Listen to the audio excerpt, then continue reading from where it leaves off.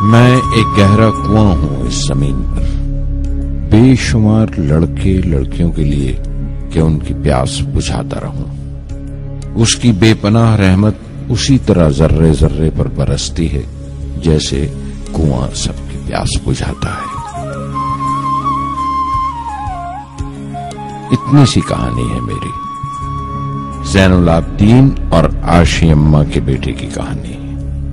उस लड़के की कहानी जो अखबारें बेचकर अपने भाई की मदद करता था। उस शागिर्द की कहानी जिसकी परवरिश शिव सुब्रमण्य अय्यर और अय्यदुराई सोलोमन ने की। उस विद्यार्थी की कहानी जिसे पंडले मास्टर ने तालीम दी, MGK मेनन और प्रोफेसर साराभाई ने इंजीनियर की पहचान दी, जो नाकामियों और मुश्किलों में पलकर साइंसदान बना। और उस रहनुमा की कहानी जिसके साथ चलने वाले बेशुमार काबिल और हुनरमंद लोगों की टीम थी।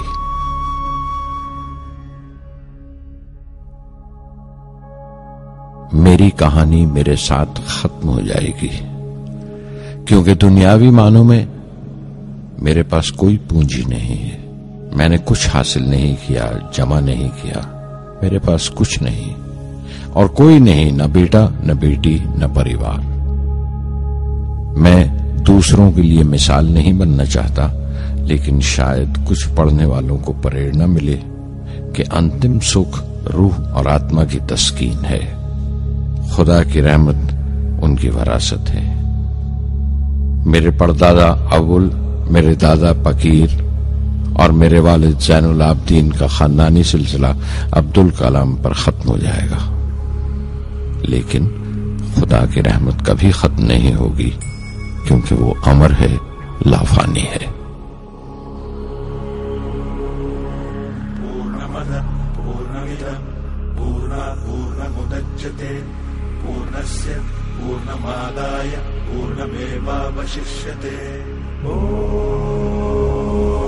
पूर्णमदः पूर्णमिदं पूर्णात् पूर्णमुदच्यते पूर्णस्य पूर्णमादाय पूर्णमेवावशिष्यते। पूर्णमदः पूर्णमिदं पूर्णात् पूर्णमुदच्यते पूर्णस्य पूर्णमादाय पूर्णमेवावशिष्यते। पूर्णमदः पूर्णमिदं पूर्णात् पूर्णमुदच्यते पूर्णस्य पूर्णमादाय पूर्णमेवावशिष्यते।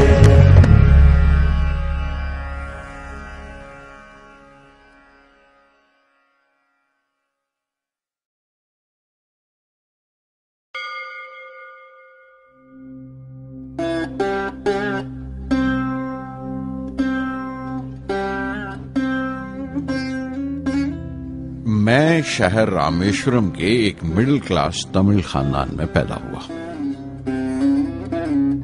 मेरे अब्बा ज़ैनुल आबिदीन के पास न तालीम थी न दौलत, लेकिन इन मजबूरियों के बावजूद एक दानाई थी उनके पास और हौसला था। और मेरी मां जैसी मददगार थी आशी अम्मा। उनकी कई औलादों में एक मैं भी था, बुलंद कामत माँ बाप का एक छोटे से कद वाला मामूली शक्ल सूरत का लड़का। अपने पुश्तैनी मकान में रहते थे हम, जो कभी 19वीं सदी में बना था। काफी वसी और पक्का मकान था रामेश्वरम की मस्जिद स्ट्रीट में। मेरे अब्बा हर तरह के ऐशो आराम से दूर रहते थे, मगर जरूरियात की तमाम चीजें मुयस्सर थीं। सच तो यह है कि मेरा बचपन बड़ा महफूज था, मादी तौर पर भी और जज्बाती तौर पर भी, मटीरियली एंड इमोशनली।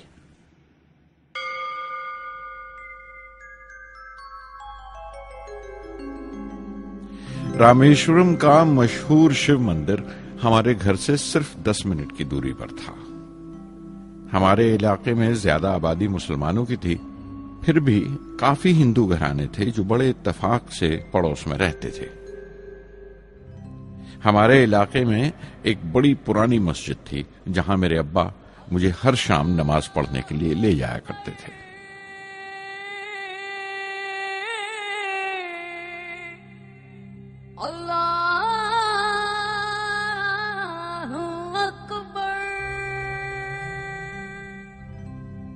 रामेश्वरम मंदिर के बड़े पुरोहित पक्षी लक्ष्मण शास्त्री मेरे अब्बा के पक्के दोस्त थे। मेरी बचपन की यादों में आंकी हुई एक याद ये भी थी कि अपने अपने रवायती लिबास में बैठे हुए वो दोनों कैसे रूहानी मसलों पर देर देर तक बातें करते रहते थे। मेरे अब्बा मुश्किल से मुश्किल रूहानी मामलों को भी तमिल की आम जबान में बयान कर लिया करते थे।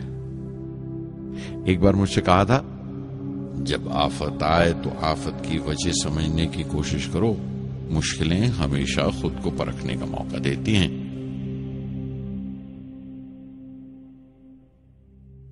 मैंने हमेशा अपनी साइंस और टेक्नोलॉजी में अब्बा के असूलों पर चलने की कोशिश की है। मैं इस बात पर यकीन रखता हूं कि हमसे ऊपर भी एक आला ताकत है, एक महान शक्ति है जो हमें मुसीबत, मायूसी और नाकामियों से निकालकर सच्चाई के मुकाम तक पहुंचाती है। मैं करीब 6 बरस का था जब अब्बा ने एक लकड़ी की कश्ती बनाने का फैसला किया, जिसमें वो यात्रियों को रामेश्वरम से धनुषकोडी का दौरा करा सकें, ले जाएं और वापस ले आएं। वो समंदर के साहिल पर लकड़ियां बिछाकर कश्ती का काम किया करते थे। एक और हमारे रिश्तेदार के साथ, अहमद जलालुद्दीन। बाद में उनका निकाह मेरी आपा जोहरा के साथ हुआ। अहमद जलालुद्दीन हालांकि मुझसे 15 साल बड़े थे, फिर भी हमारी दोस्ती आपस में जम गई थी। हम दोनों हर शाम लंबी सैर को निकल जाया करते थे। मस्जिद गली से निकलकर हमारा पहला पड़ाव शिव मंदिर हुआ करता था, जिसके गिर्द हम उतनी ही श्रद्धा से परिक्रमा करते थे जिस श्रद्धा से बाहर से आए हुए यात्री।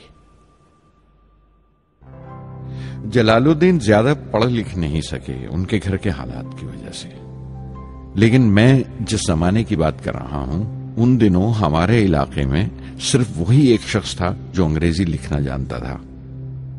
जलालुद्दीन हमेशा तालीम याफ्ता पढ़े लिखे लोगों के बारे में बातें करते थे, साइंस की इजाद, मेडिसिन और उस वक्त के लिटरेचर का जिक्र किया करते थे।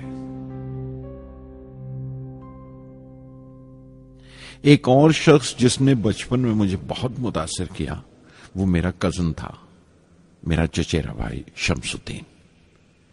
उसके पास रामेश्वरम में अखबारों का ठेका था और सब काम अकेले ही किया करता था। हर सुबह अखबार रामेश्वरम रेलवे स्टेशन पर ट्रेन से पहुंचता था। सन 1939 में दूसरी आलमगीर जंग शुरू हुई, द सेकेंड वर्ल्ड वॉर। उस वक्त मैं 8 साल का था। हिंदुस्तान को इत्तेहादी फौजों के साथ शामिल होना पड़ा और एक इमरजेंसी कैसे हालात पैदा हो गए थे। सबसे पहली दुर्घटना यह हुई कि रामेश्वरम स्टेशन पर आने वाली ट्रेन का रुकना कैंसिल कर दिया गया और अखबारों का गट्ठा अब रामेश्वरम और धनुषकोडी के बीच से गुजरने वाली सड़क पर चलती ट्रेन से फेंक दिया जाता। शमसुद्दीन को मजबूरन एक मददगार रखना पड़ा जो अखबारों के गट्ठे सड़क से जमा कर सके। वो मौका मुझे मिला और शमसुद्दीन मेरी पहली आमदनी की वजह बना। हर बच्चा जो पैदा होता है वो कुछ समाजी और आर्थिक हालात से जरूर असरअंदाज होता है और कुछ अपने जज्बाती माहौल से भी। उसी तरह उसकी तरबियत होती है। मुझे दयानतदारी और सेल्फ डिसिप्लिन अपने अब्बा से विरासत में मिला था और मां से अच्छाई पर यकीन करना और रहमदिली। लेकिन जलालुद्दीन और शमसुद्दीन की सोहबत से जो असर मुझ पर पड़ा, उससे सिर्फ मेरा बचपन ही महज अलग नहीं हुआ, बल्कि आइंदा जिंदगी पर भी उसका बहुत बड़ा असर पड़ा।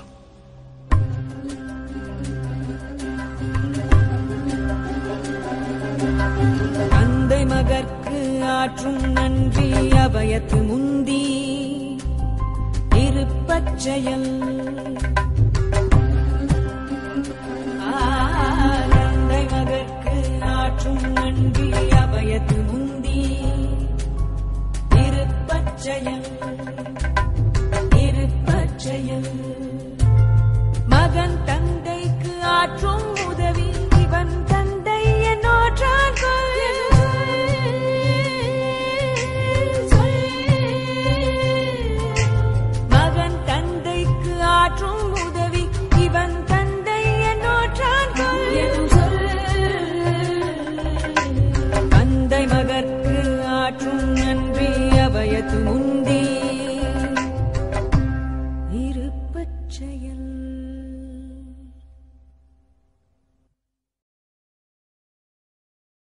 फिर जंग खत्म हो गई और हिंदुस्तान की आजादी बिल्कुल यकीनी हो गई। मैंने अब्बा से रामेश्वरम छोड़ने की इजाजत चाही। मैं डिस्ट्रिक्ट हेडक्वार्टर्स रामनाथपुरम जाकर पढ़ना चाहता था। शमसुद्दीन और जलालुद्दीन मेरे साथ रामनाथपुरम तक गए मुझे श्वार्ट्ज हाई स्कूल में दाखिल कराने के लिए। जाने क्यों वो नया माहौल मुझे रास नहीं आया। रामनाथपुरम बड़ा मसरूफ शहर था और करीब 50,000 की आबादी थी, लेकिन रामेश्वरम का सुकून और इत्मीनान कहीं नहीं था। घर बहुत याद आता था और घर लौटने का कोई मौका मैं छोड़ता नहीं था। श्वार्ट्ज हाई स्कूल में दाखिल होने के बाद एक 15 साल लड़के के तमाम शौक जो हो सकते थे मेरे अंदर जाग उठे। मेरे टीचर अय्या दुराई सोलोमन बेहतरीन रहबर थे, गाइड, उस नौजवान जहन के लिए जिसके सामने जिंदगी की बेशुमार मुमकिनात खुलने वाली थी।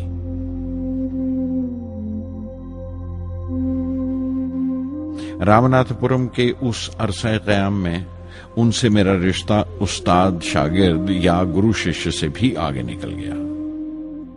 अय्या दुराई कहा करते थे, जिंदगी कामयाब होने और नतीजे हासिल करने के लिए 3 ताकतों पर काबू पाना बहुत जरूरी है: ख्वाहिश, यकीन और उम्मीद। अय्या दुराई सोलोमन जो बाद में रेवरेंड हो गए कहा करते थे, इससे पहले कि मैं चाहूं कुछ हो जाए, ये जरूरी है कि मेरे अंदर उसकी पूरी शिद्दत से ख्वाहिश हो और यकीन हो कि वो होगा। मैं अपनी जिंदगी से अगर मिसाल दूं तो मुझे बचपन से ही आसमान के इसरार और परिंदों की परवाज हमेशा हैरान करती थी, फैसिनेट करती थी। समंदर में कूंजों और बगलों को ऊंची उड़ाने लगाते देखता था तो उड़ने को जी करता था। मैं एक सादा लोग गांव ही का लड़का तो था, लेकिन मुझे यकीन था कि एक दिन मैं जरूर उन कूंजों की तरह बुलंद उड़ाने लगाऊंगा, बुलंदी पर परवाज करूंगा। और हकीकत यह है कि रामेश्वरम से उड़ने वाला मैं पहला लड़का था।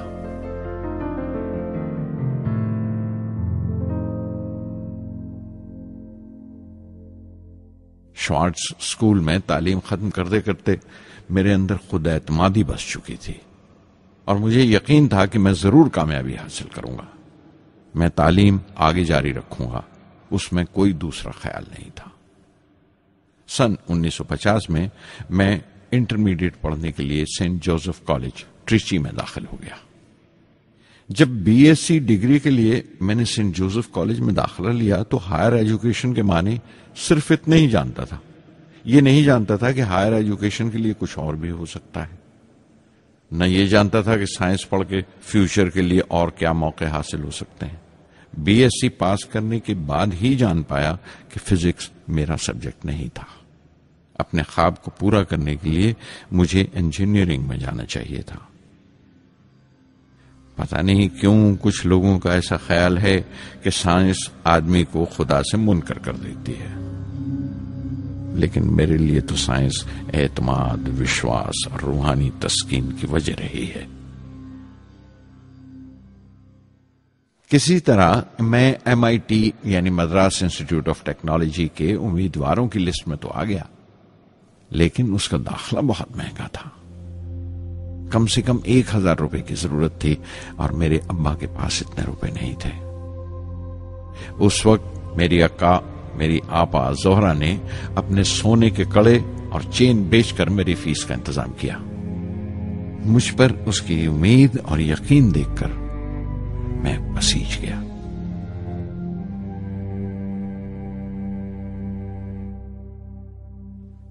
MIT में सबसे ज्यादा मजा आया।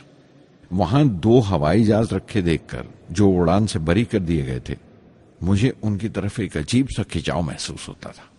और जब सब लड़के हॉस्टल लौट जाते थे, मैं कई कई घंटे उनके पास बैठा रहता था। फर्स्ट ईयर मुकम्मल करने के बाद जब मुझे अपने ज्यादा खुसूसी मजमून चुनना थे, यानी अपनी स्पेशल ब्रांच का चुनाव करना था, तो मैंने फॉरेन एरोनॉटिकल इंजीनियरिंग का चुनाव कर लिया। MIT की तालीम के दौरान मुझे 3 टीचर्स ने बहुत मुतासिर किया। Professor Sponder, professor KAV Pandalai, professor Narasimha Rao. Professor Sponder technical aerodynamics सिखाते थे। एरोनॉटिकल इंजीनियरिंग में दाखिले से पहले मैंने उनसे सलाह ली थी।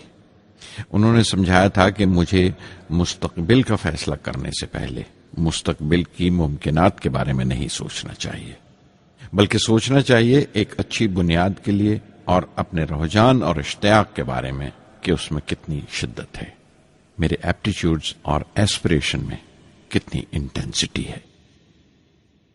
मैं खुद भी होने वाले इंजीनियरिंग स्टूडेंट्स से कहना चाहता हूं कि जब वो अपना स्पेशलाइजेशन का चुनाव करें तो ये देखें कि उनमें कितना शौक है, कितना उत्साह है और लगन है उस शोबे में जाने के लिए। प्रोफेसर KAV पंडले ने मुझे एरोस्ट्रक्चर डिजाइन सिखाया और उसका तज्जिया भी, विश्लेषण, एनालिसिस भी। वो बड़े खुशदिल और दोस्त टीचर थे और हर साल कोई ना कोई नया तरीका, नया नजरिया लेकर आते थे कोर्स में। प्रोफेसर नरसिंह राव मैथमेटिशियन थे। वो एरोडायनेमिक्स की थ्योरी सिखाया करते थे। उनकी क्लास में दाखिल होकर मुझे मैथमेटिकल फिजिक्स बाकी तमाम सब्जेक्ट्स से ज्यादा अच्छा लगने लगा। साध संगी हरि हरि नाम चित्तारा चित्तारा, साध संगी हरि हरि नाम चित्तारा, सहजी अनंतु होवे दिनु राति, अंकुर भलो हमारा, साध संगी साध संगी।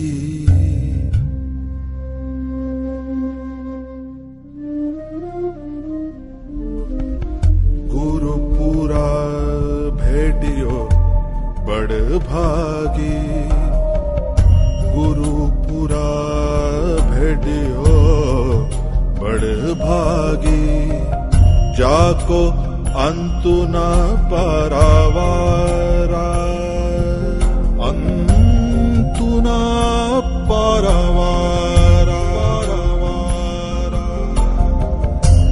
नानक सरनी गही स्वामी की, पुनः पुनः नमस्कार,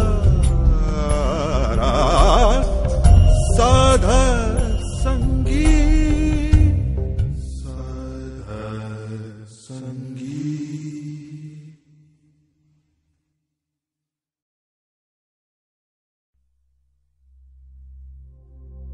MIT से मैं बेंगलोर के हिंदुस्तान एरोनॉटिक्स लिमिटेड HAL में बतौर ट्रेनी दाखिल हो गया। HAL से जब मैं एरोनॉटिकल इंजीनियरिंग ग्रेजुएट बनकर निकला तो जिंदगी ने 2 मौके मेरे सामने खड़े कर दिए और दोनों मेरी परवाज के देरीना ख्वाब पूरे कर सकते थे। एक मौका था एयरफोर्स का, दूसरा मिनिस्ट्री ऑफ डिफेंस में directorate of technical development and production का। मैंने दोनों में अर्जी भेज दी और बैक वक्त दोनों से इंटरव्यू का बुलावा आ गया। एयरफोर्स के लिए मुझे देहरादून बुलाया गया था और डिफेंस के लिए दिल्ली। मेरे दोनों मुकाम 2000 किलोमीटर के फासले पर थे। ये पहला मौका था मेरा अपने वसी और विराट वतन को देखने का। खिड़की पर बैठा मैं इस देश की सरजमीन को पांव तले से बहता हुआ देख रहा था। हैरान था कि उत्तर की तरफ सफर करते हुए एक ही मुल्क का लैंडस्केप कैसे बदलता चला जाता है। मैं 1 हफ्ता दिल्ली में ठहरा, डिफेंस मिनिस्ट्री का इंटरव्यू दिया। इंटरव्यू अच्छा हुआ था। वहां से मैं देहरादून गया एयरफोर्स सिलेक्शन बोर्ड के इंटरव्यू के लिए। 25 उम्मीदवारों में मैं 9वें नंबर पर आया। मेरा दिल बैठ गया, बहुत मायूस हुआ और कई दिन तक अफसोस रहा कि एयरफोर्स में जाने का मौका मेरे हाथ से निकल गया। मैं ऋषिकेश चला गया, दिल पर यह बोझ लेकर कि आने वाले दिन बड़े सख्त होंगे।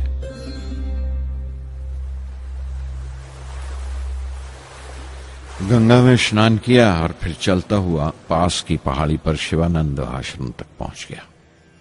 स्वामी शिवानंद से भेंट हुई। देखने में बिल्कुल गौतम बुद्ध लगते थे, सफेद दूधिया धोती और पांव में लकड़ी की खड़ाऊ। उनकी बच्चों सी मासूम मुस्कान और सादा दिली देखकर बहुत प्रभावित हुआ मैंने बताया उन्हें कैसे मैं इंडियन एयरफोर्स में भर्ती होने से रह गया और मेरी कितनी शदीद ख्वाहिश थी आसमानों में उड़ने की, परवास करने की। वो मुस्कुरा दिए और बोले, ख्वाहिश अगर दिलो जान से निकली हो, वो पवित्र हो और उसमें शिद्दत हो, तो उसमें कमाल की एक इलेक्ट्रोमैग्नेटिक एनर्जी होती है, एक बरकी मकनातीसी ताकत होती है। दिमाग जब सोता है तो वो एनर्जी रात की खामोशी में बाहर निकल जाती है और सुबह कायनात ब्रह्मांड से सितारों की गति रफ्तार को अपने साथ समेटकर दिमाग में लौट आती है।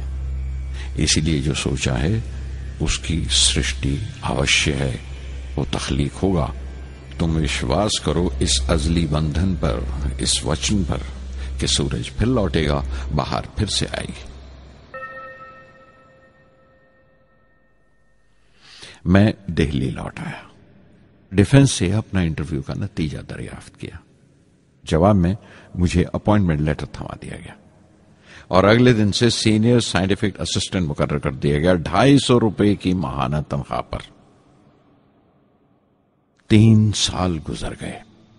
उन्हीं दिनों बेंगलोर में एरोनॉटिकल डेवलपमेंट एस्टैब्लिशमेंट ADE का एक नया महकमा खुला और मुझे वहां पोस्ट कर दिया गया।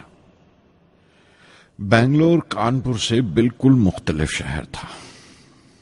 मैं अपने डायरेक्टोरेट की पोस्टिंग का पहला साल वहां गुजार चुका था। दरअसल हमारे देश में ये एक अजीब तरीका है, एक अजीब सा ढंग है अपने लोगों को हद दर्जा तक निचोड़ लेने का, जो हमारे लोगों को इंतहा पसंद बना देता है। शायद इसलिए कि सदियों इस देश ने गैर मुल्की तहजीबों के जख्म भी खाए हैं और उन्हें अपने दामन में जगह भी दी है। अलग अलग हुक्मरानों से वफा करते करते हम अपनी हैसियत, अपनी यकताई खो बैठे हैं। बल्कि हमने एक और ही किस्म की खूबी पैदा कर ली है कि एक ही वक्त में रहमदिल भी हैं और बेरहम भी, हसास भी हैं और बेहिस भी। जितने गहरे हैं उतने ही सतही। ऊपर से देखो तो हम बड़े खुश रंग और खूबरू नजर आते हैं, लेकिन कोई गौर से देखे तो अपने हुक्मरानों की एक बेढब नकल से ज्यादा कुछ नहीं है। मैंने कानपुर में कल्ले में दबाए हुए पान वाले नवाब वाजिद अली शाह के नकलची बहुत देखे और बेंगलोर में फिरंगियों के अंदाज में कुत्ते की जंजीर थामे टहलते हुए साहिबों की कमी नहीं थी। बेंगलोर में रहकर मैं रामेश्वरम की सुकून और गहरे शांत वातावरण के लिए तरसता था।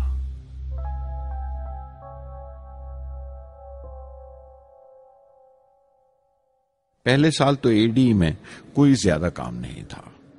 एक प्रोजेक्ट टीम बनाई थी कि 3 सालों में एक स्वदेशी हॉवरक्राफ्ट तैयार करें और वो वक्त से पहले तैयार हो गया। नंदी उसका नाम रखा गया, शिव की सवारी के आधार पर। उसका डिजाइन हमारी उम्मीद से ज्यादा अच्छा था, लेकिन मैं सख्त मायूस हुआ जब आपसी कंट्रोवर्सीज की बिना पर सारा प्रोजेक्ट बालाए ताक रख दिया गया, बंद कर दिया गया। Professor MGK Menon, Tata institute of fundamental research के डायरेक्टर, एक रोज अचानक ही हमारी जांच पड़ताल को आ पहुंचे। नंदी का जिक्र निकला। मुझसे पूछताछ करते हुए उन्होंने ख्वाहिश जाहिर की एक 10 मिनट की उड़ान के लिए। उसके 1 हफ्ता बाद की बात है, मुझे इनकोस्पार से बुलावा आ गया, the Indian committee for space research. मैं मुंबई चला गया रॉकेट इंजीनियर की पोस्ट के लिए इंटरव्यू देने। मेरा इंटरव्यू लेने वाले डॉक्टर विक्रम साराभाई और प्रोफेसर MGK मेनन के अलावा मिस्टर सराफ थे, जो उस वक्त एटॉमिक एनर्जी कमीशन के डिप्यूटी सेक्रेटरी के ओहदे पर थे। डॉक्टर साराभाई की गर्मजोशी ने पहली ही मुलाकात में मेरा दिल मोह लिया। अगले ही दिन मुझे खबर मिल गई कि मैं चुन लिया गया। मुझे इनकोस्पार में रॉकेट इंजीनियर की हैसियत से शामिल कर लिया गया था। सन 1962 के देरीना हिस्से में कहीं इनकोस्पार ने थुम्बा में इक्वेटोरियल रॉकेट लॉन्चिंग स्टेशन बनाने का फैसला किया।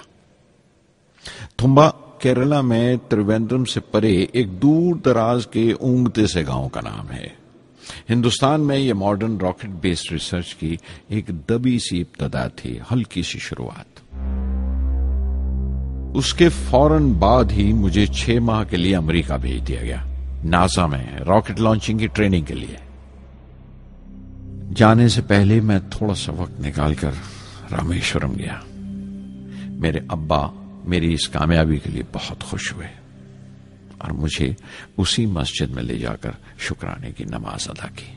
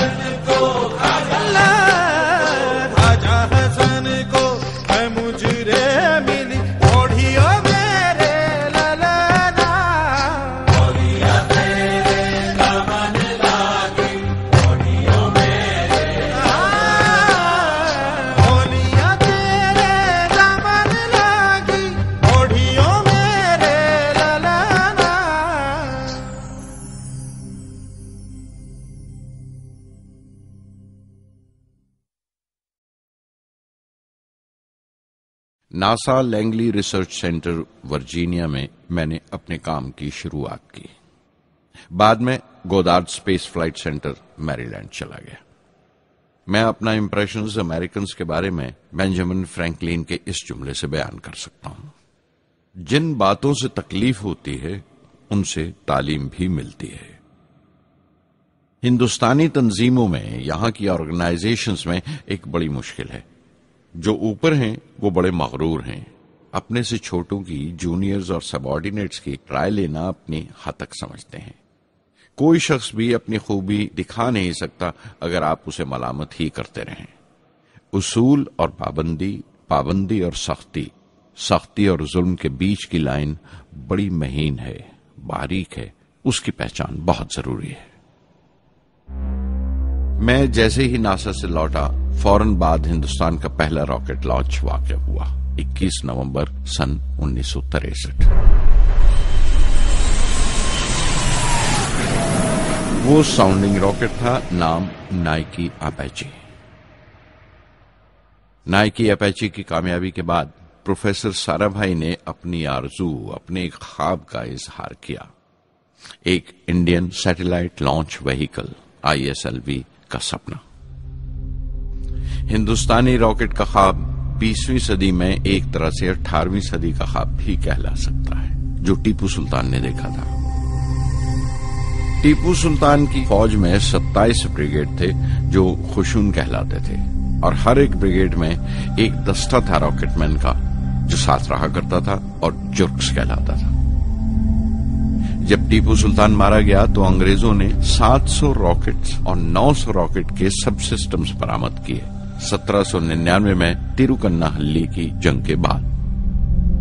वो रॉकेट्स विलियम कॉन्गरीव ने इंग्लैंड भिजवा दिए जांच पड़ताल के लिए, उसकी तकनीक समझने के लिए, जिसे आज की साइंसी जबान में हम रिवर्स इंजीनियरिंग कहते हैं। टीपू सुल्तान की मौत के साथ उस ख्वाब की भी मौत हो गई, कम से कम 150 साल के लिए।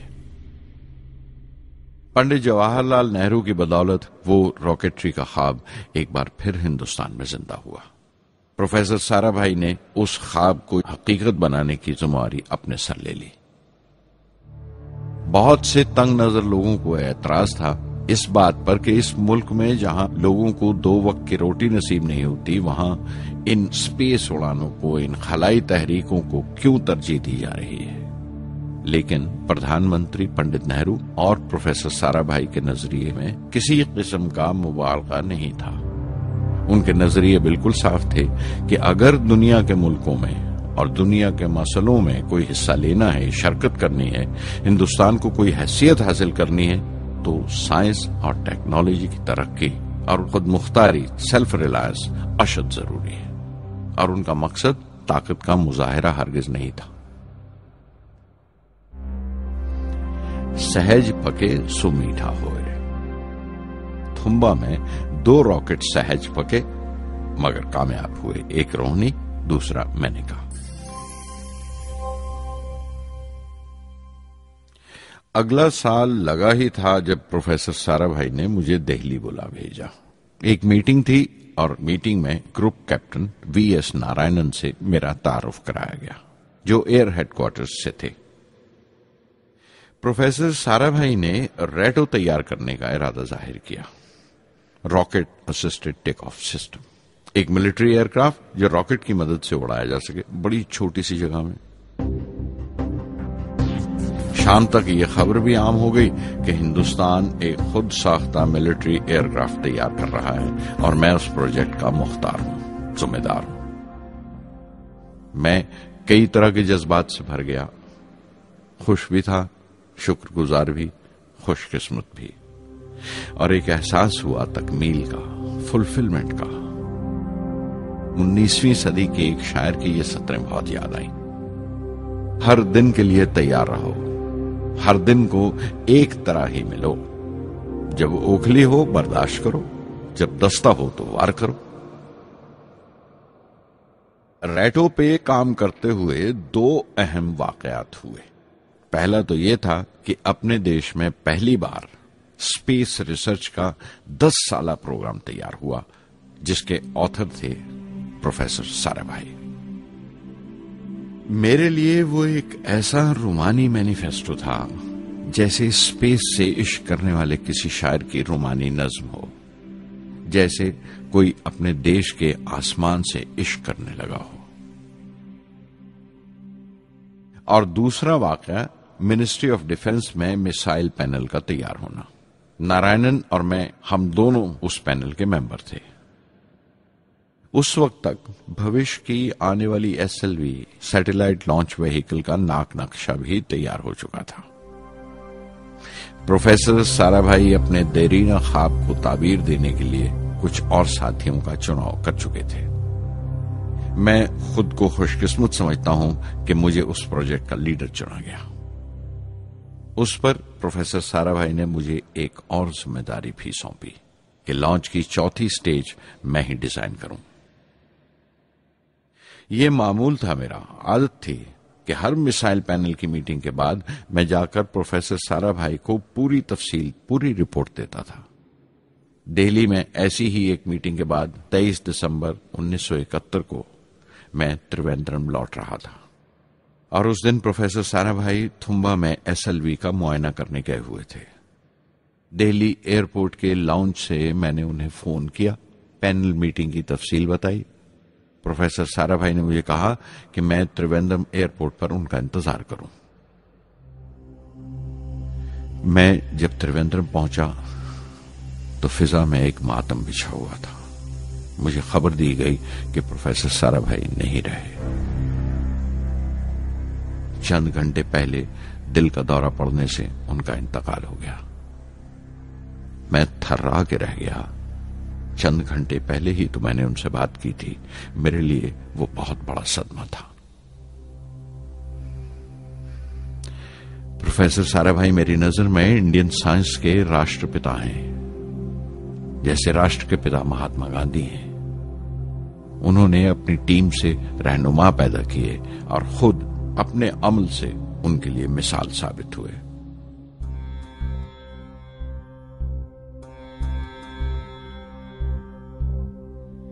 నానాటి బతుకు నాటకము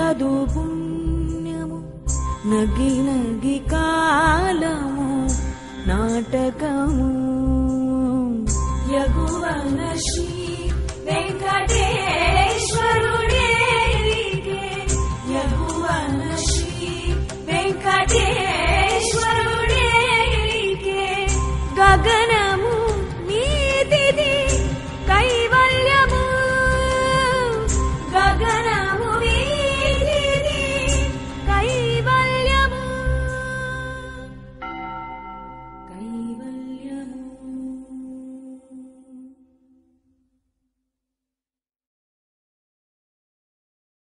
कुछ अरसा प्रोफेसर एमजी के मेनन ने स्पेस रिसर्च का काम संभाला. बिलाखिर प्रोफेसर सतीश धवन को Indian space research organisation ISRO की जिम्मेदारी सौंप दी गई. तुम्बा का पूरा कॉम्प्लेक्स एक बड़े पैमाने पर स्पेस सेंटर बना दिया गया और Vikram Sarabhai space centre VSSC का नाम दिया गया. जिसने वो सेंटर कायम किया था उसी के नाम से उस जगह की श्रद्धांजलि पेश की गई. मशहूर मेटलर्जिस्ट डॉक्टर ब्रह्म प्रकाश VSSC के पहले डायरेक्टर मुकर्रर हुए.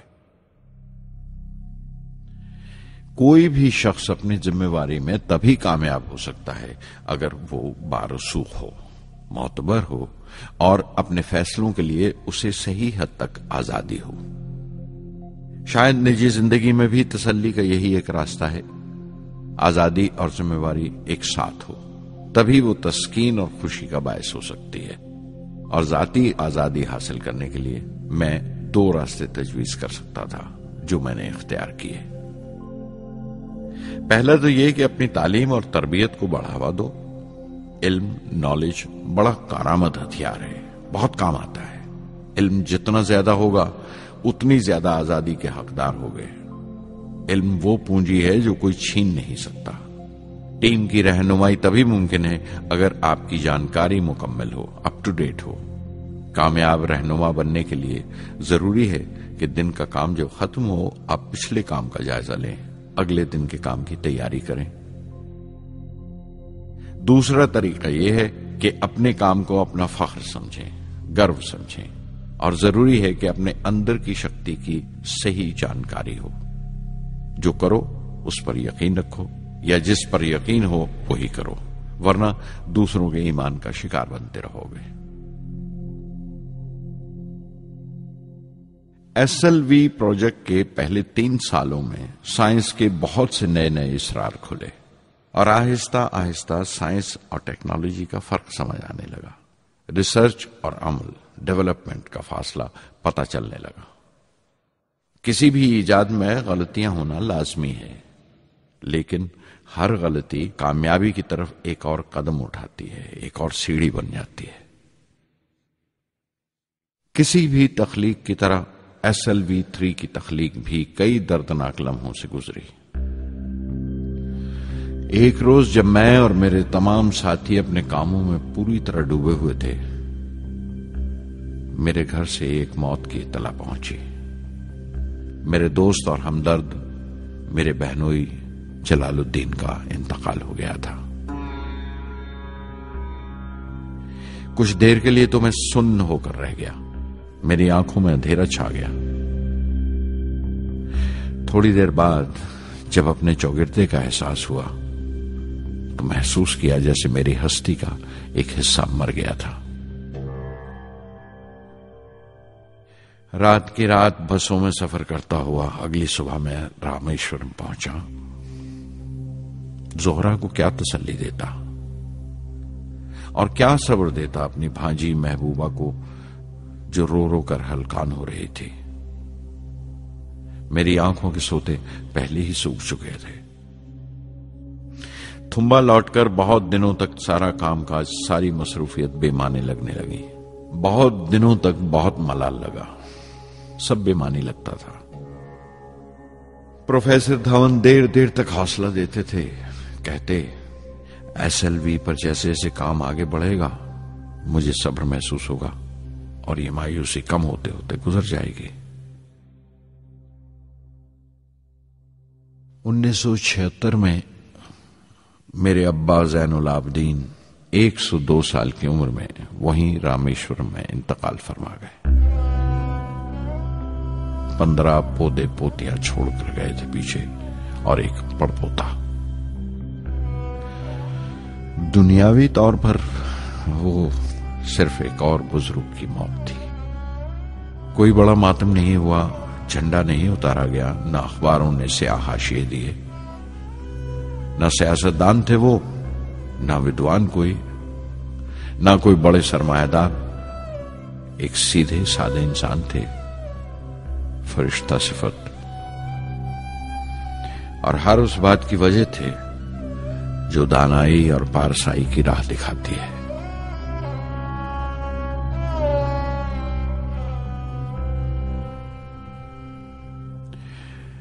मैं बहुत देर तक अपनी मां के पास बैठा रहा, चुपचाप, और जब उठा थुम्बा लौटने के लिए तो उसने रुंधे गले से दुआएं दी मुझे।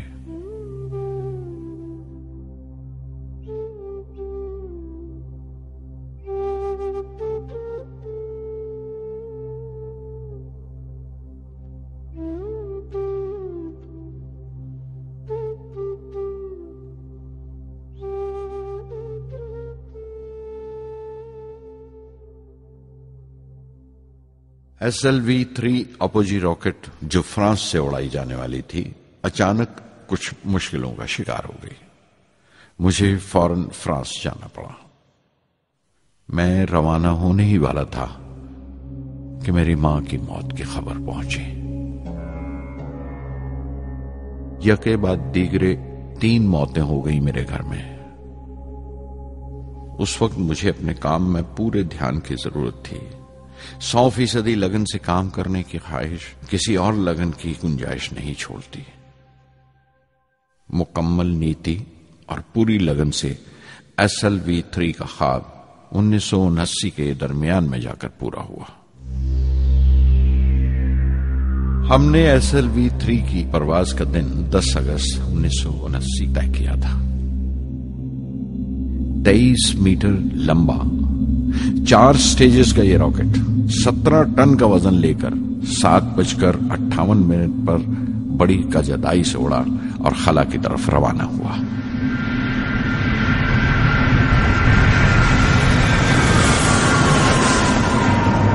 पहली स्टेज हर तरह से पुख्ता निकली और बड़े आराम से रॉकेट दूसरी स्टेज में दाखिल हो गया। हम सब दम खुद रह गए, सांस रोके बैठे थे।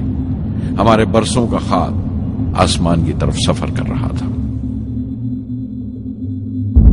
अचानक हमारे ख्वाब में दरार आई, हमारा सुकून टूटा, हमारी खामोशी टूटी। दूसरी स्टेज काबू से बाहर होने लगी थी। 317 सेकंड के बाद परवाज टूट गई। मेरी मेहनत और उम्मीद चौथी स्टेज को साथ लेकर तमाम मलबा श्री हरिकोटा से 560 किलोमीटर दूर समंदर में जाके गिरा।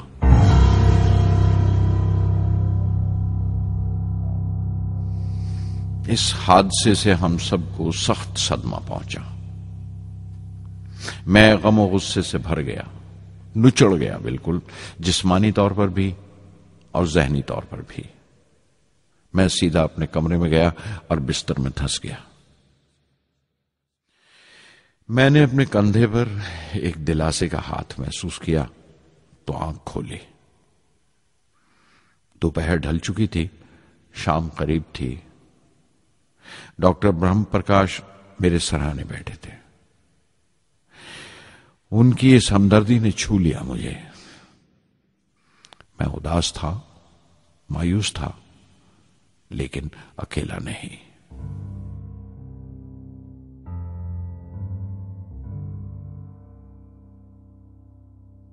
हर शख्स तकनीकी जमा तफरीक और बहस मुबासे के बाद मुतमईन हो चुका था, संतुष्ट हो चुका था, लेकिन मुझे इत्मीनान न आया और मुसलसल बेचैन रहा। मैं बेसाख्ता खड़ा हो गया और एतराफ किया प्रोफेसर धवन के सामने, सर, मेरे साथियों को नाकामयाबी की वजह दरियाफ्त हो जाने से इत्मीनान हो गया, लेकिन मैं उसे काफी नहीं समझता। इस मिशन के डायरेक्टर की हैसियत से इस गलती को भी मैं अपनी जिम्मेवारी समझता हूं। SLV-3 की नाकामयाबी की जिम्मेवारी मेरी है।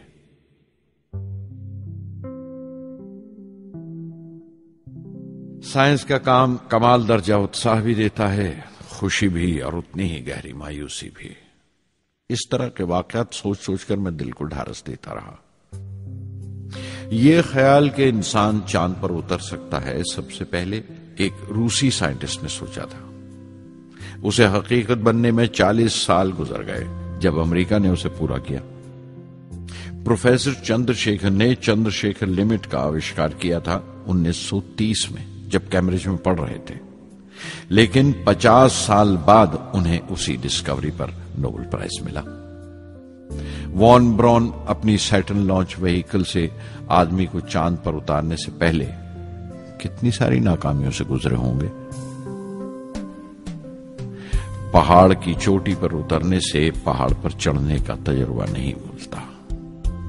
जिंदगी पहाड़ की चढ़ानों पर मिलती है, चोटी पर नहीं। चढ़ानों पर ही तजुर्बे मिलते हैं और जिंदगी मंचती है और टेक्नोलॉजी तरक्की करती है। चोटी पर पहुंचने की कोशिश ही में चढ़ानों का इल्म हासिल होता है। मैं एक एक कदम चलता रहा, चढ़ता रहा चोटी की तरफ।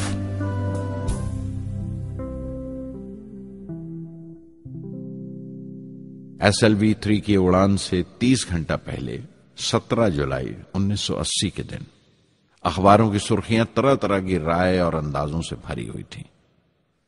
ज्यादातर रिपोर्टर्स ने पहली SLV की उड़ान याद दिलाई थी कि किस तरह वो रॉकेट फेल हो गया था और उसका मलबा समंदर में जाकर गिरा था।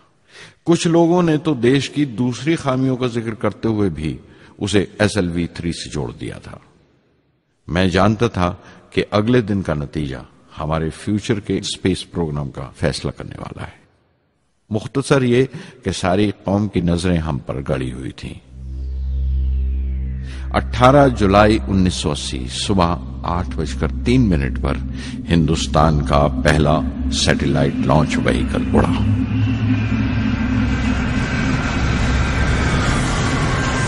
मैंने रोहिणी सैटेलाइट का तमाम डेटा कंप्यूटर पर जांचा। अगले 2 मिनट के अंदर अंदर रोहिणी अंतरिक्ष में था। उस तमाम शोरगुल के बीच में मैंने अपनी जिंदगी के सबसे अहम अल्फाज अदा किए। मैं मिशन डायरेक्टर बोल रहा हूं, एक जरूरी खबर सुनने को तैयार रहो। चौथी स्टेज कामयाबी के साथ रोहिणी सैटेलाइट को लेकर अंतरिक्ष में दाखिल कर रही है। मैं ब्लॉक से बाहर आया तो मेरे साथियों ने मुझे कंधों पर उठा लिया और नारे लगाते हुए जुलूस निकाला। सारी कौम में एक जोश की लहर दौड़ गई। हिंदुस्तान उन चंद कौमों में शामिल हो गया था जिनके पास सैटेलाइट लॉन्च की काबिलियत थी। हमारी कौम का एक ख्वाब पूरा हुआ था और हमारे इतिहास का एक नया बाब खुला, एक नया चैप्टर। प्रधानमंत्री इंदिरा गांधी ने मुबारकबाद का तार भेजा और सबसे ज्यादा हिंदुस्तान के साइंसदान खुश थे कि ये पूरी कोशिश स्वदेशी थी, हमारी अपनी थी। मैं कुछ मिले जुले जज्बात से गुजर रहा था। मैं खुश था कि पिछली 2 दहाइयों से जिस कोशिश में था बिलाखिर उसमें कामयाब हुआ। लेकिन उदास था जिन लोगों की बदौलत में यहां पहुंचा था वो लोग मेरे साथ नहीं थे। मेरे अब्बा, मेरे बहनोई जलालुद्दीन और प्रोफेसर साराभाई। SLV-3 की कामयाबी के महीने भर के अंदर ही प्रोफेसर धवन का फोन आया एक दिन और दिल्ली बुलाया प्रधानमंत्री से मिलने के लिए। मेरी एक छोटी सी उलझन थी कपड़ों को लेकर। हमेशा से बड़े आमियाना से कपड़े पहनता हूं और पांव में चप्पल या स्लीपर कह लो। प्रधानमंत्री को मिलने जैसा वो लिबास नहीं था, मेरे लिए नहीं, उनके एहतराम के लिए। सुना तो प्रोफेसर धवन बोले, कपड़ों की फिक्र मत करो, तुमने जो शानदार कामयाबी पहन रखी है वो काफी है।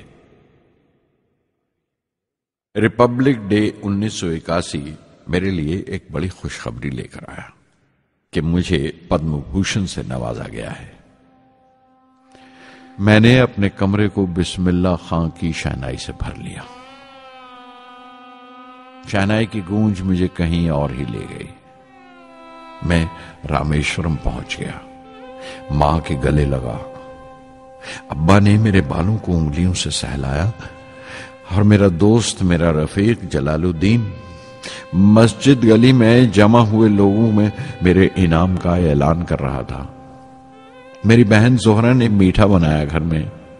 पक्षी लक्ष्मण शास्त्री ने मेरे माथे पर तिलक लगाया। फादर सोलोमन ने मेरे हाथ में सलीब देकर दुआ पढ़ी और प्रोफेसर सारा भाई को देखा। उनके चेहरे पर मुस्कुराहट थी, फख्र था। जो पौधा वो लगाकर गए थे अब पूरा पेड़ बन चुका था, जिसके फल हिंदुस्तान की आवाम तक पहुंच रहे थे।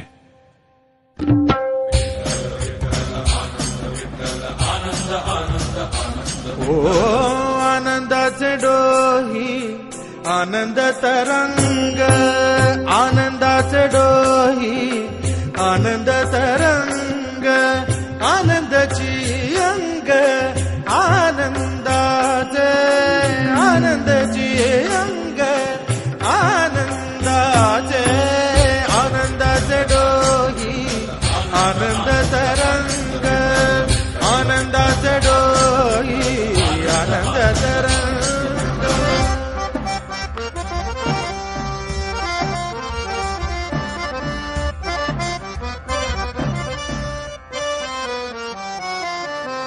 गर्भाचे आवडी मातेचा डोहळा, तेथीचा जीवळा येथे प्रेंबे। गर्भाचे आवडी मातेचा डोहळा, तेथीचा जीवळा तेथे प्रेंबे। तुका म्हणे तैसा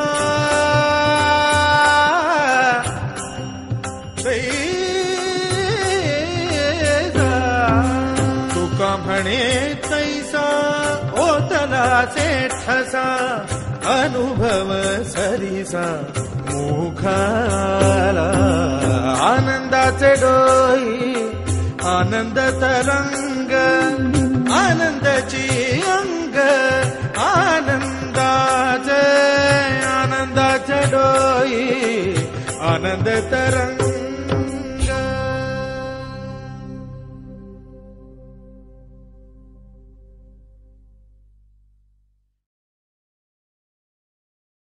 पहली जून 1982 मैंने defence research and development laboratory DRDL की जिम्मेवारी संभाल ली। उस वक्त के defence minister Shri R Venkataraman ने जब मशवरा दिया कि बजाय दर्जा बदर्जा मिसाइल तैयार करने के हमें मुकम्मल अपनी मिसाइल तैयार करने का प्रोग्राम बनाना चाहिए, तो हमें अपने कानों पर यकीन नहीं आया और देखते देखते ही वो प्रोजेक्ट एक मुकम्मल मिसाइल का प्रोग्राम बन गया, जिसके नतीजे आइंदा बहुत दूर तक पहुंचे। हर एक प्रोजेक्ट का नाम हिंदुस्तान की खुद मुख्तारी, सेल्फ रिलायंस का सबूत था।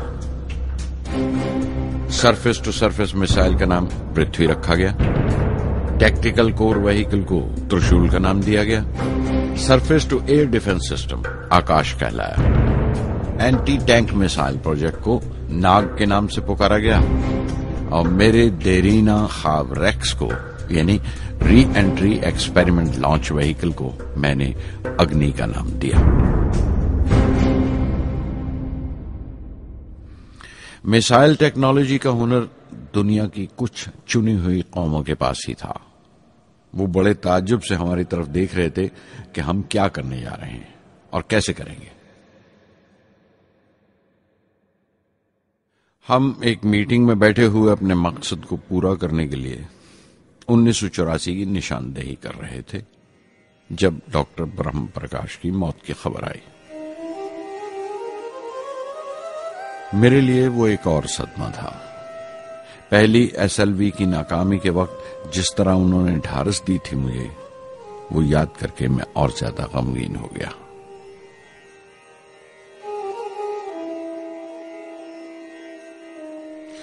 प्रोफेसर साराभाई अगर VSSC के निर्माता थे, बनाने वाले थे, तो डॉक्टर ब्रह्म प्रकाश उसके आमिल थे, एग्जीक्यूटर थे।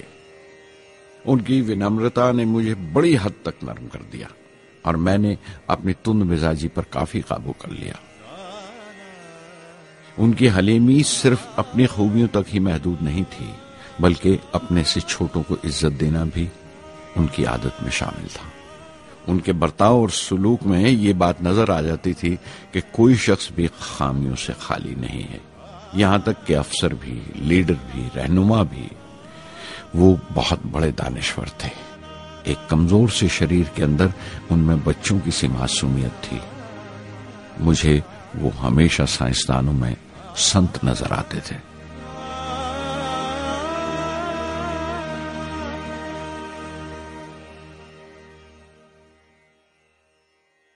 पृथ्वी का काम अपनी तकमील को पहुंच रहा था जब हम 1988 में दाखिल हुए। 25 फरवरी 1988 सुबह 11:23 पर पृथ्वी की पहली परवाज वाक़ई हुई। हमारे मुल्क में वो एक ऐतिहासिक मौका था। पृथ्वी सिर्फ एक सरफेस टू सरफेस मिसाइल ही नहीं, बल्कि आइंदा आने वाली तमाम किस्म की मिसाइल का बुनियादी नक्शा भी था। फ्यूचर का मॉड्यूल था वो। पृथ्वी ने हमारे आस पड़ोस के मुल्कों को दहला दिया। मगरबी यानी वेस्टर्न मुल्कों को पहले तो हैरत हुई, फिर गुस्से का इजहार किया और पाबंदी लगा दी इंडिया के लिए कि वो ऐसी कोई चीज बाहर के मुल्कों से न खरीद सकें जो उनके मिसाइल प्रोग्राम में इस्तेमाल हो सकती हो या काम आ सकती हो। मिसाइल की इजाद में हिंदुस्तान की खुद मुख्तारी ने दुनिया के तमाम तरक्की याफ्ता मुल्कों को परेशान कर दिया। अग्नि की टीम में 500 से ज्यादा साइंसदान शामिल थे। अग्नि की परवाज 20 अप्रैल 1999 तय पाई थी। लॉन्च की तमाम तैयारियां मुकम्मल हो चुकी थीं और हिफाजत के लिए यह फैसला किया गया था कि लॉन्च के वक्त आसपास के तमाम गांव खाली करा दिए जाएं। अखबारात और दूसरी मीडिया ने इस बात को बहुत उछाला। 20 अप्रैल पहुंचते पहुंचते तमाम मुल्क की नजरें हम पर टिकी हुई थीं। दूसरे मुल्कों का दबाव बढ़ रहा था कि हम इस तजुर्बे को मुलतवी कर दें या खारिज कर दें, लेकिन सरकार मजबूत दीवार की तरह हमारे पीछे खड़ी रही और किसी तरह हमें पीछे नहीं हटने दिया। परवाज से सिर्फ 14 सेकंड्स पहले हमें कंप्यूटर ने रुकने का इशारा किया। किसी एक पुर्जे में कोई खामी थी, वो फौरन ठीक कर दी गई, लेकिन उसी वक्त डाउन रेंज स्टेशन ने रुकने का हुक्म दिया। चंद सेकंड्स में कई रुकावटें सामने आ गईं और परवाज मुलतवी कर दी गई। अखबारात ने आस्तीनें चढ़ा ली। हर बयान ने अपनी अपनी तरह की वजूहात निकाल ली। कार्टूनिस्ट सुधीर दार ने एक कार्टून शाया किया जिसमें एक खरीदार कुछ सामान दुकानदार को वापस करते हुए कह रहा था, अग्नि की तरह वो भी नहीं चली। एक कार्टून में दिखाया गया कि साइंसदान कह रहा है, सब ठीक था, स्विच बटन नहीं चला। हिंदुस्तान टाइम्स के कार्टून में एक नेता रिपोर्टर को समझा रहा है, डरने की कोई बात नहीं, ये बड़ी अमन पसंद अहिंसावाद की मिसाइल है, इससे कोई मरेगा नहीं। करीब 10 रोज दिन रात काम चला मिसाइल की दुरुस्ती पर और आखिरकार साइंसदानों ने एक नई तारीख तय की अग्नि की परवाज के लिए। मगर फिर वही हुआ। 10 सेकंड पहले कंप्यूटर ने रुकावट का इशारा किया। पता चला एक पुर्जा काम नहीं कर रहा है। परवाज फिर मुलतवी कर दी गई। ऐसी बात किसी भी साइंसी तजुर्बे में हो जाना आम बात है। गैर मुल्कों में भी बहुत बार होता है, लेकिन उम्मीद से भरी हुई कौम हमारी मुश्किलें समझने को तैयार नहीं थी। हिंदू अखबार में केशव का एक कार्टून छपा जिसमें एक देहाती कुछ नोट गिनते हुए कह रहा था, मिसाइल के वक्त गांव से हट जाने का मुआवजा मिला है। 2-4 बार और ये तजुर्बा मुलतवी हुआ तो मैं पक्का घर बनवा लूंगा। अमोल बटर वालों ने अपने होर्डिंग पर लिखा, अग्नि को ईंधन के लिए हमारे बटर की जरूरत है। अग्नि की मुरम्मत का काम जारी रहा। आखिरकार एक बार फिर 22 मई की तारीख अग्नि की परवाज के लिए तय पाई। उसकी पिछली रात doctor Arunachalam, general K N Singh और मैं डिफेंस मिनिस्टर केसी पंत के साथ चहलकदमी कर रहे थे। पूरे चांद की रात थी, हाई टाइड का वक्त था और लहरें गरज गरज कर खुदा की अजमत का नाम ले रही थी। कल अग्नि की परवाज कामयाब होगी या नहीं, बार बार यही सवाल हमारे दिमाग में गूंज रहा था।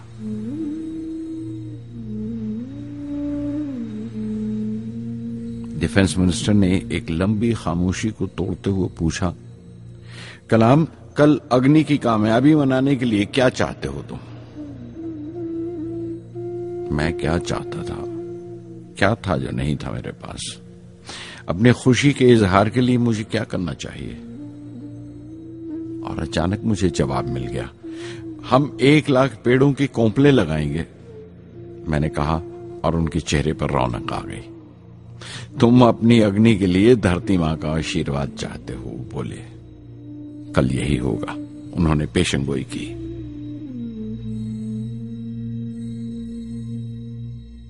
अगले दिन सुबह 7:10 पर अग्नि लॉन्च हुई। कदम कदम से ही निकला। मिसाइल ने जैसे टेक्स्ट बुक याद कर लिया हो, जैसे सबक याद कर लिया था। हर सवाल का सही जवाब मिल रहा था। लगता था एक लंबे खौफनाक ख्वाब के बाद एक खूबसूरत सुबह ने आंख खोली है। 5 साल की मुशक्कत के बाद हम इस लॉन्च पैड पर पहुंचे थे। इसके पीछे 5 लंबे सालों की नाकामयाबी, कोशिशें और इम्तिहान खड़े थे। इस कोशिश को रोक देने के लिए हिंदुस्तान ने हर तरह के दबाव बर्दाश्त किए थे, लेकिन हमने कर दिखाया जो करना था। मेरी जिंदगी का सबसे कीमती लम्हा था वो मुट्ठी भर सेकंड्स, 600 सेकंड की वो परवाज जिसने हमारी बरसों की थकान दूर कर दी, बरसों की मेहनत को कामयाबी का तिलक लगाया। उस रात मैंने अपनी डायरी में लिखा, अग्नि को इस नजर से मत देखो, ये सिर्फ ऊपर उठने का साधन नहीं है, न शक्ति की नुमाइश है। अग्नि एक लौ है जो हर हिंदुस्तानी के दिल में जल रही है। इसे मिसाइल मत समझो, ये कौम के माथे पर चमकता हुआ आग का सुनहरी तिलक है।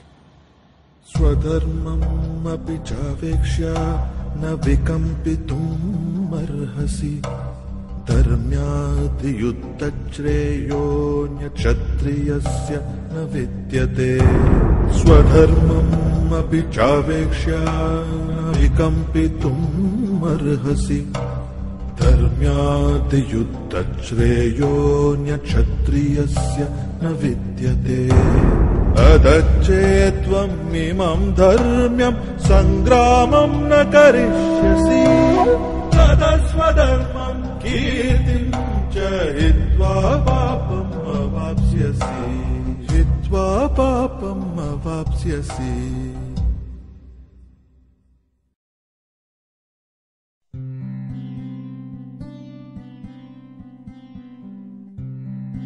$1990 के रिपब्लिक डे पर देश ने मिसाइल प्रोग्राम की कामयाबी का जश्न मनाया। मुझे पद्म विभूषण से नवाजा गया और डॉक्टर अरुणाचलम को भी। 10 साल पहले पद्म भूषण की यादें एक बार फिर हरी हो गईं। रहन सहन मेरा अब भी वैसा ही था जैसा तब था।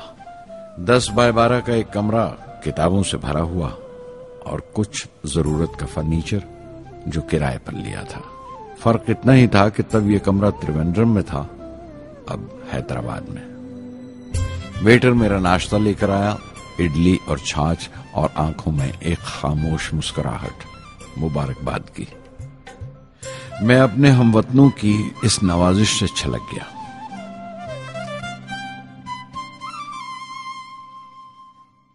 मैं जानता हूं कि बहुत से साइंसदान और इंजीनियर मौका मिलते ही वतन छोड़ जाते हैं, दूसरे मुल्कों में चले जाते हैं ज्यादा रुपया कमाने के लिए, ज्यादा आमदनी के लिए। लेकिन ये आदर, मोहब्बत और इज्जत क्या कमा सकते हैं जो उन्हें अपने वतन से मिलती है? 15 अक्टूबर 1991 में 60 साल का हो गया। मुझे अपने रिटायरमेंट का इंतजार था। चाहता था कि गरीब बच्चों के लिए एक स्कूल खोलूं। ये वो दिन थे जब मैंने सोचा कि अपनी जिंदगी के तजुर्बे, मुशाहिदे और वो तमाम बातें कलमबंद करूं जो दूसरों के काम आ सकें। एक तरह से अपनी स्वाने उम्री लिखूं, अपनी जीवनी। मेरे ख्याल में मेरे वतन के नौजवानों को एक साफ नजरिए और दिशा की जरूरत है। तभी ये इरादा किया कि मैं उन तमाम लोगों का जिक्र करूं जिनकी बदौलत मैं ये बन सका जो मैं हूं। मकसद ये नहीं था कि मैं कुछ बड़े बड़े लोगों के नाम लूं, बल्कि ये कि कोई शख्स कितना भी छोटा क्यों ना हो, उसे हौसला नहीं छोड़ना चाहिए।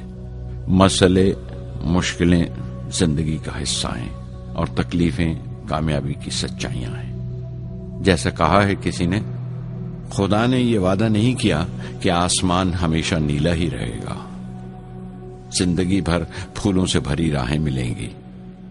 खुदा ने यह वादा नहीं किया कि सूरज है तो बादल नहीं होंगे, खुशी है तो गम नहीं, सुकून है तो दर्द नहीं होगा।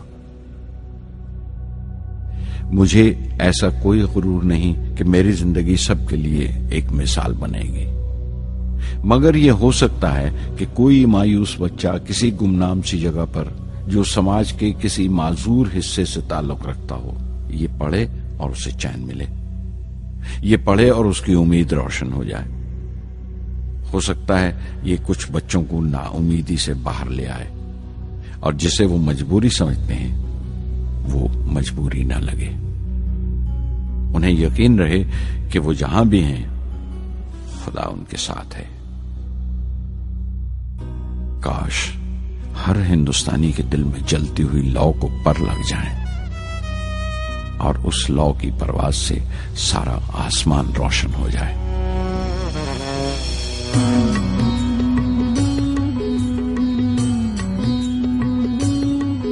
ये ज़मीं मेरी, मेरा आसमां, बड़ा खूबसूरत है जहां।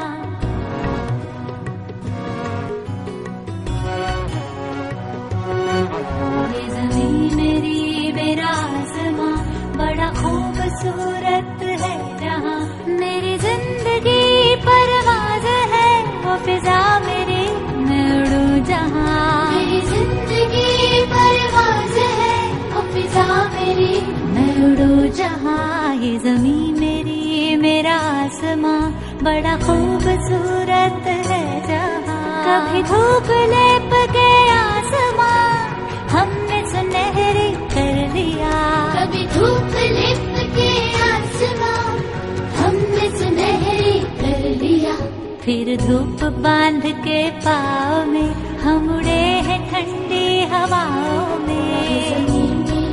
मेरा आसमां बड़ा खूबसूरत है जहां। कभी वक्त उठा के सरों पे हम और आग लेके परों पे हम। कभी वक्त उठा के सरों पे हम और आग लेके परों पे हम। कभी छानी खाली खला कहीं, हम उड़े जहाँ पे हवा नहीं। ज़मीं मेरी, मेरा आसमां, बड़ा खूबसूरत है जहाँ। मेरी जिंदगी परवाज़ है,